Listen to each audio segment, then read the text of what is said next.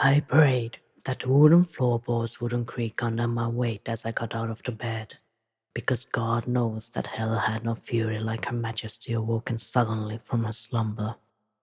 And knowing that yesterday might have gotten a little out of hand, with her wine and her favorite poetry, or last oil burned through the lamps by the dawn, and me feeling her carcass sinking into her mattress while she was in the state of languor, I wanted nothing more than to love her as a man should love his wife. But she lost the battle to her dreams within minutes, somehow ridding me of sleep in the process, so I lay there waiting. I waited till noon to make my way to the stove, to start a fire in the destitute state that I was in. And the cracking of it reminded me of how I fell in love with her soul. It was warm and quite loud, yes. She was fiery.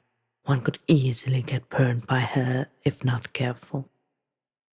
Chuckling to myself, I carefully opened the burlap and placed a bean in my mouth. Somehow I always found myself gently sucking on it while preparing the liquid of life for the sleep deprived. And as I kept grinding the beans, I dreamt about the day I could finally use the new tripod. Truth be told, I had it carefully packed and hidden, for a lady was having a birthday this weekend. But on this morning, as on countless of others, I just stood in our kitchen while letting the water that just got to a boil sit for 30 seconds on the edge of the stove before adding the grounds and stirring for a few minutes. Finally, topping it with a lid and letting it sit for another 4 minutes off the heat, a routine that never made sense to me, but the lady would insist on.